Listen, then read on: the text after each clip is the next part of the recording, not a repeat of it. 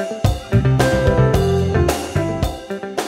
almost 25 minutes before 8 here on Morning Live. Time now to cross over to Peter, who's hosting a TNA. It's in Mmabatho in the northwest. They're unpacking departmental budget votes for the implementation of SOPA pronouncements. I'll leave it to Peter to tell you more about that. Peter, a very good morning to you and your guests. Leanne, thank you very much indeed, and a very warm welcome to all our viewers across the country, and for those that are watching from across the continent on Channel 404. Yes, we're in Mahikeng today, which is the capital of the Northwest Province, locally known as Mohono, and this is a part of the world that a lot of you may have experienced in one form or another. The province has a population of around 3.6, 3.7 million at this stage. And it is a haven of, most people know about the mining that takes place in this part of the world, agriculture, but tourism is coming fast and furious as a great contributor to the economy of this part of South Africa.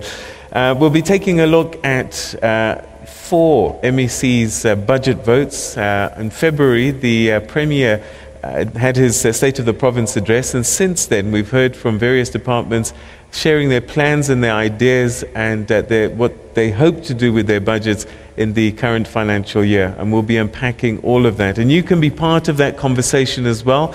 Hashtag TNA BizBrief, that's B-I-Z, hashtag TNA BizBrief, or on Morning Live SABC if you have any thoughts, questions that you'd like to share with our MECs, and we'll try and get an answer for you. We also have an audience here at the Mmabatho Convention Center where this briefing is taking place, and we'll get questions from the floor as well. So let me introduce the panel to you. And they're sitting in no specific order other than I'm very proud that this is my first all-female panel since we started this program. So it's great to see that Mohono is getting things done and having with feminine power in the process. Let me start by welcoming the MEC for Culture, Arts and Traditional Affairs, MEC Ontlametse Mochware. Thank you very much for joining us and welcome to you. Thank you, Peter. Thank you, the audience. Next to you, with the smiley badge on her jacket, the MEC for Tourism, MEC Desbo Mohono. Welcome to you. Always a pleasure to have you. Thank you, Peter, and viewers back home and our audience in the hall. And next to you, we have the keeper of the provincial pocket, as it were, the MEC for Finance, Economic and Enterprise Development, MEC Wendy Nelson. Welcome to you. Thank you, Peter. Good morning, and good morning to all South Africans. And next to you, we have the MEC for Rural Environment and Agricultural Development, MEC Manketsi Tlhape. Thank you very much for joining us and welcome to you as well. Thanks, Peter. Thanks to our audience and good morning to viewers at home. All right, so I'm going to ask all of you the same question because since the State of the Province address by the Premier, you've all had an opportunity to present your budget vote statements. And so let me start with you, MEC Mochware. What are the big items, big issues for the Department of Arts and Traditional Affairs? Peter, all the government departments have received the mandate through the SONA, which is radical socio-economic transformation. At the beginning of the term of office of this administration as well, there is a deliberate agreement, resolution that we need to rebrand, reposition and renew Mohono. Therefore, whatever we do as a department in Mohono should be geared towards the attainment of such. We as CATA have got 4 programs: the administration and management should not be taken as the by the way thing. Actually, that is the wheels. Now they need to be well oiled. In short, our administration and management should be ready to deliver, to attain that radical socio-economic transformation. Therefore, for that program to make it ready, to realize the main mandate. As a department, we have got a vote there, plus minus 104,000 million. And the other one is this core of the department that deals with the cultural affairs. As a department, we are mandated to protect, to preserve, and to develop the arts and culture matters, the junk of the matters, the details you'll get as we go on. Is within that one, and it has got a bigger slice. The other one is on archives and libraries. With that one, we are saying to our communities in Gonibupirima, get ready, access the information through technology, which is something new then. And the other one is our traditional affairs. As a rural province, there is nothing that we can do, because of course, even the land is in the ownership of the Khosi. So there is nothing we can do. For us to attain social cohesion, to have a cohesive society, we need to work with the Khosi. Even that socio-economic transformation, where will we do it? In the land that is held in trust by the Khosi. Therefore, as well as a department, we have got a small vote there for that thing now. As we go on, we'll come up with the details how we are going to realize all these aspects to rebrand, to reposition Bokoni-Bupirima, that ultimately we attain the radical socio-economic transformation. By the way, ourselves, Kata, we are that center pillar of the economic growth, because it's ACT, one of the 5 concretes, which is the first one. Kata is that C which is in the center. So we are ready there from there, and we're going to anchor and deliver. Thank you. Okay, thank you very much indeed for those opening statements. Social cohesion I picked up on, and I think with the things that have been happening in the province of late, and we'll unpack those a little bit more and see how we can deal with it, because it is a challenge. But MEC Mohono, you've just come back from Durban, and it's the tourism in Ndaba, which is the biggest gathering, I think, on the continent, and some say Southern Hemisphere, 7,000 delegates. Did you tell a good story in Durban? But start with your budget vote. What are you doing as the Department of Tourism? No, thank you very much, Peter, and everybody. You've been talking of my stick. Yeah. If you go to Durban in Ndaba, in the northwest stand, as we speak now, every delegate is putting on this sticker. The reason we are promoting a smile, our industry, is to ensure that it relieves people from stress and everything. But I'll come later to that. In terms of the budget speech, the department is working very hard to make sure that we attach a meaning to the Premier's target of being at the high point of tourism in this country. And in our budget speech, we have ensured that we share with the province and everybody our statistics. Peter, I can tell you, in the third quarter in 2015, we were at 5.1% in terms of the statistics of our share in arrival, because we are judged according to the arrivals. The same time, in 2016, at the Northwest Province, we were at 9.4%. It says to you, we are on the right direction. I'm smiling a lot because MEC Mochware, whatever she does, MEC Tlhape, whatever they do, it's my responsibility to ensure that I tell the world about it.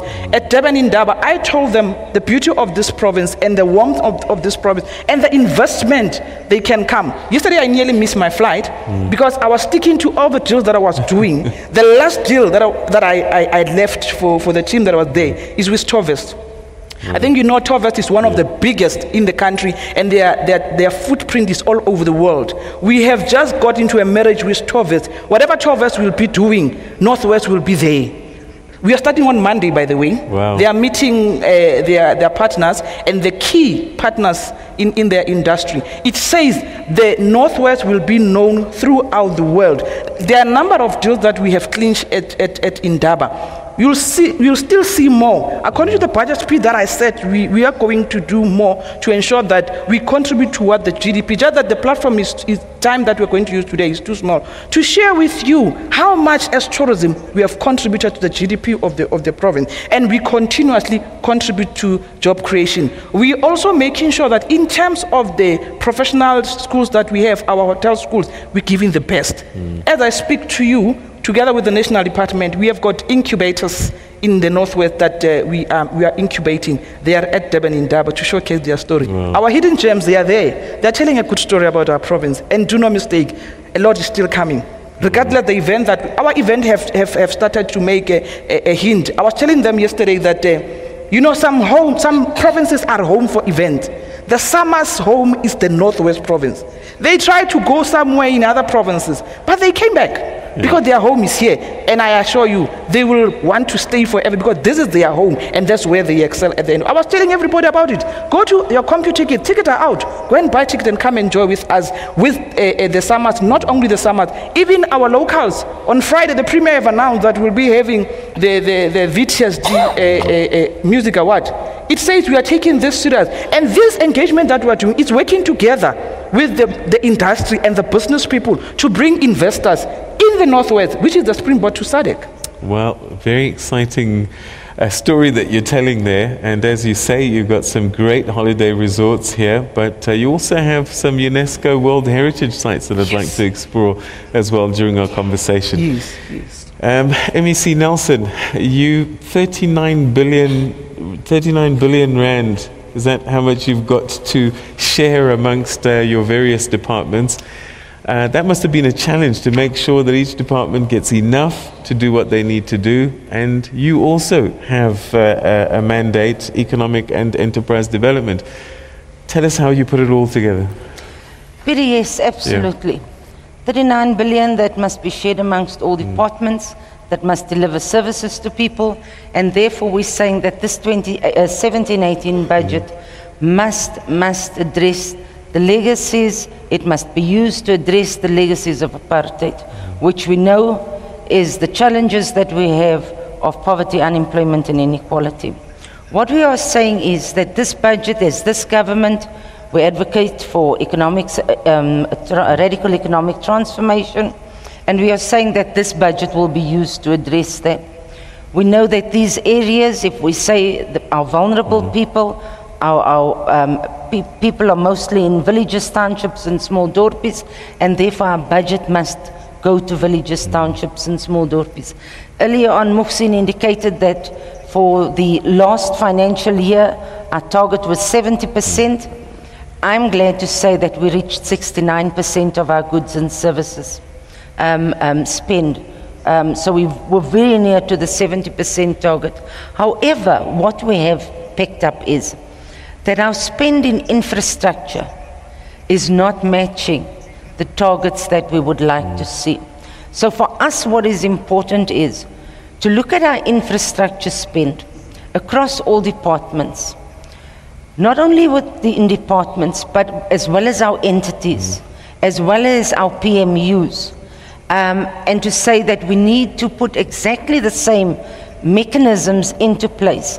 Now, how we have reached the target of 69% is, it was an EXCO resolution that we monitor our expenditure on a monthly basis, and we report on a monthly basis, so that each one of us can see how far we are in terms of meeting our target.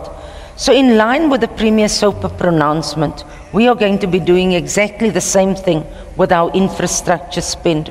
We are going to look at our infrastructure spend across all departments, all 10 of departments, and we will monitor how we are spending. The intention here is to ensure that, people are reliant on government for work. People think that government is the only place to find employment. We need to develop entrepreneurs, and the entrepreneurs that are out there we need to support.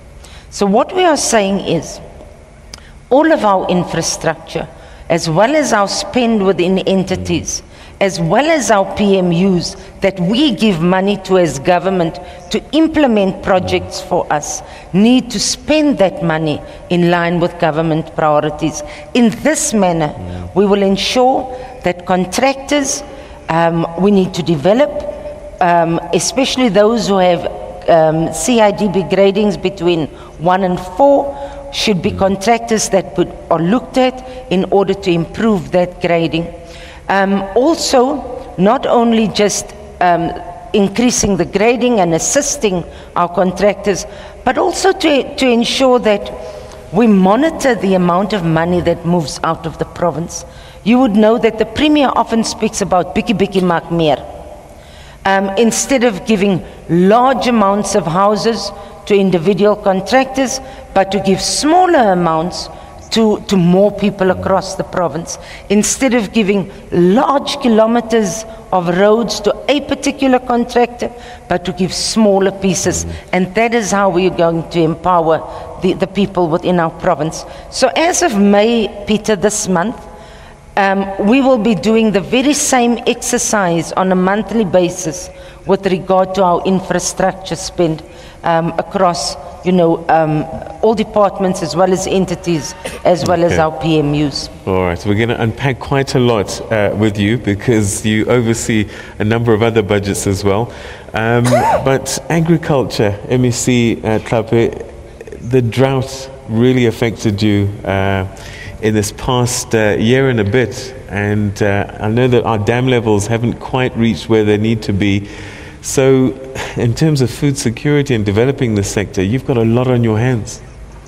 Yeah, it is very true, Peter, that agriculture is at the apex of driving the economy. You'll remember that, like my colleagues has indicated, we're focusing on agriculture, culture and tourism.